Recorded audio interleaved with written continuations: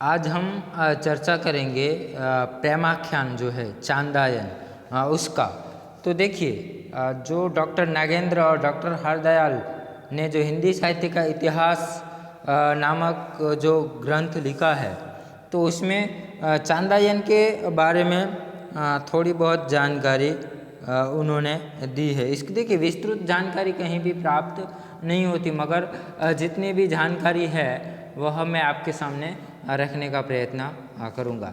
तो यह देखिए प्रेम आख्यान परंपरा का दूसरा काव्य है, जिसकी रचना मुल्ला दाऊद द्वारा 1379 में हुई थी और इसके विभिन्न पाठ उपलब्ध है।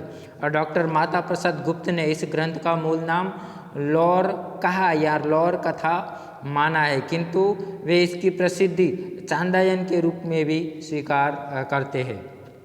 तो डॉक्टर परमेश्वरी लाल गुप्त ने इसका एक पाठ चांदायन नाम से प्रस्तुत किया, अतः अब चंदायन या चांदायन नाम से ही मान्य है।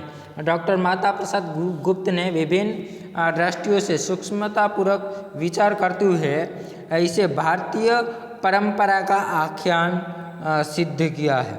ठीक है कि यदि दाऊद की रचना को देखा जाए तो उसका प्रारंभिक अंश दोनों परंपराओं में खप सकता है, किंतु जहाँ तक प्रयुक्त छंद विधान तथा प्रबंध व्यवस्था की बात है वह पूर्ण रूप में भारतीय है। उसमें न तो फारसी मनुष्यों के छंद प्रयुक्त हुए हैं और न ही उसकी छंद विषय के उपरूपता है। उनकी रचना प्राकृत अपभ्रंश साहित्यों की परंपरा में कड़वकों में की गई है और प्रत्येक कड़वक चौपाई की 5 अर्धालियों तथा 1 दोहे या मिलते जुलते छंद का है। अतः मेरा मत है कि यह भारतीय परंपरा का कथा काव्य है। और विषय वस्तु की दृष्टि से भी देखिए इसमें भारतीय प्रेमाख्यान की विभिन्न प्रवृत्तियों की व्यंजना हुई है। तो नायक जो लौर या लौरिक एवं नायिका चंदा के उन्मुक्त प्रेम का प्रथम दर्शन में ही प्रेमोक्ति और विभिन्न प्रकार से उनके बीच जो क्रियाकलाप है वह अवधी भाषा में इसका निर्माण हुआ है। तो इतना परिचय ही हमें डॉक्टर नागेंद्र और डॉक्टर हरदयाल जी के साहित्य में मिलता है। उसके बाद देखिए कि अगर हम तो बच्चन सिंह द्वारा लिखित हिंदी साहित्य का दूसरा इतिहास, इसमें देखिए मौलाना दाऊद ने चंदायन नाम का एक सूफी प्रेमाख्यान की रचना 1379 में की। यह लौरिक चंदा की लोक प्रचलित प्रेम कहानी पर आधारित है और इसकी भाषा हिंदी भाषा जनता की है। इस प्रेम कथा का गायन लौरिक, चनैनी, लौरिकायन आदि नाम से आज होता है। यह लोकगीत नहीं है, यह लोक कथा है। लोक कथा में मिथकीय तत्वों की प्रमुखता होती है।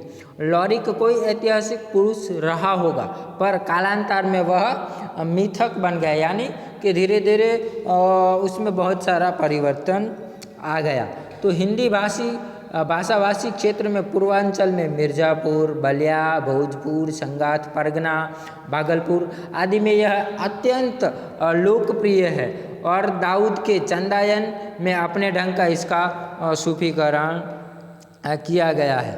तो अब देखिए कि चंदायन के अनुसार अपने शाहे वक्त मोहम्मद तुगलक समय 1351 से 1388 के समकालीन थे। कौन? तो दाऊद। उनका जन्म रायबरेली जिले के डलमऊ कस्बे में हुआ था, जो गंगा किनारे बसा हुआ है। इसकी पुष्टि अवध गजेटियर 1858 में होती है। अलबदायूनी में ने अपने खबूत वारिक 1868 में दाऊद और चंदायन का आदरपूर्वक स्मरण किया है।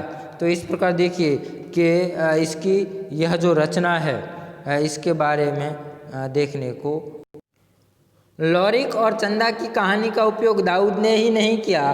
दक्षिणी हिंदी के कवि गवासी की मैना सतवंती, बांग्ला के दौलत काजी की रचना सती मैना और लौरक चंद्राणी आदि फारसी कवि हमीद कृत अस्मतनामा में भी हुआ है। तो हजारी प्रसाद द्विवेदी ने पुनर्नवा की नींव में भी इसकी कथा वस्तु का उल्लेख उन्होंने किया है।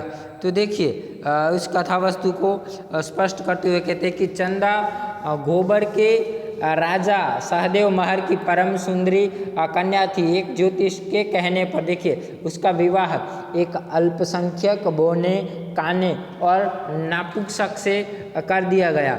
चंद नहर लौट गई। महर पर दूसरे राजा ने चढ़ाई की। लौरिक की सहायता से महर ने शत्रु को मार भगाया। लौरिक को देखकर चंदा और चंदा को देखकर लौरिक मुग्ध हो उठे। एक रात लौरिक चंदा को लेकर कलिंग भाग गया। चंदा के रूप लोभियों ने उसे प्राप्त करने के लिए चेष्टा की, मगर कोई भी जो था वह लौरिक के आगे टिक सका नहीं। कलिंग से लौटकर वह आया और मैना को भी साथ रहने लगा। तो यानी यहाँ पर मैना, लौरिक और चंदा साथ में रहते। यहीं पर कथा समाप्त हो जाती है और आगे की कथा खंडित है, यहाँ वह ज़्यादा उसका महत्व नहीं। चंदायन की भिन्न भिन्न प्रतियों के आधार पर कई लोगों ने उसका संपादन किया। माता प्रसाद गुप्त द्वारा संपादित चंदायन तथा परमेश्वरीलाल गुप्त द्वारा संपादित चंदायन की कथा में अंतर है, पर मूलतः वह लौरिकायन की लोक कथा पर आधारित है। पर यह सूफी काव्य है। बदायूनी ने लिखा है कि दिल्ली के शेख तकलुद्दीन धर्मोपदेश के समय चंदायन के कुछ अंश सुनाया करते थे। कुछ तत्ववेताओं ने उनसे पूछा कि इस हिंदवी मनस्वी को आप क्यों सुनाते हैं। उन्होंने उत्तर में कहा कि इसमें खुदाई तत्व भरे पड़े हैं और कुरान की कतिपय आयतों का सुंदर व्याख्यान है। इसके विपरीत परमेश्वरीलाल गुप्त का कहना है कि वे कहीं भी प्रेमाख्यानों की तरह धार्मिक प्रवचन के रूप में आत्मा परमात्मा साधक और साधना की बात करते हुए नहीं दिखाई पड़ते। उन्होंने जो कुछ कहा है लौकिक धरातल पर बैठकर ही कहा है। इसे पता लगता है कि चंदायन का ढंग सूफी मनस्वी का नहीं किंतु रंग प्रेमाख्यान का है। तो इसी प्रकार वह पहला सूफी प्रेमाख्यान है या नहीं है यह महत्वपूर्ण नहीं है, किंतु उनमें अबीरों की जातीय कथा को अपना उपजीव्य क्यों बनाया और उसका सामाजिक महत्व क्या है। अभी तक रासो काव्य में राजपूतों के जातीय शौर्य का चित्रण किया जाता है। उनमें स्त्रियों की उपेक्षा, पुरुषों के पराक्रम को अधिक महत्व दिया जाता है। थोड़ी बहुत स्वतंत्रता स्त्रियों को प्राप्त थी, मगर चांदायन में चंदा जो है वह उस अपने पति को छोड़कर जो ब्राह्मण धर्म में है कि पति चाहे जैसा भी हो उसका स्वीकार करना चाहिए, मगर चंदा इस बात को मानती नहीं है। लौरिक भी विवाहित है, मगर दोनों समाज को चुनौती देते हुए भाग जाते हैं और इस प्रकार उस समय जो सामंती जकड़ में फंसी हुई स्त्री की जो कथा है उसको एक अलग ही ढंग से रखता है। तो 14वीं शताब्दी के अंत तक देशीय भाषाओं में इसका वर्णन देखने को मिलता है। तो इस प्रकार ऐसे सामंती वातावरण में जब दूसरे विवाह का निषेध था तब दोनों चंदा और लौरिक जो है सामाजिक बंधनों को तोड़कर वह स्वतंत्र रूप में अपना निर्णय करते हैं और अपनी प्रेम कथा को अमर करते हैं। तो इस प्रकार इतना बहुत ही चंदायन के बारे में जानकारी प्राप्त होती है। दूसरी भी मिलेगी तो उसकी चर्चा मैं आगे करूँगा। तो यहाँ पर जो चांदायन मुल्ला दाऊद की जो रचना है जो प्रेमाख्यान माना गया है, हाँ उसकी मैं समाप्ति करता हूँ। शुक्रिया।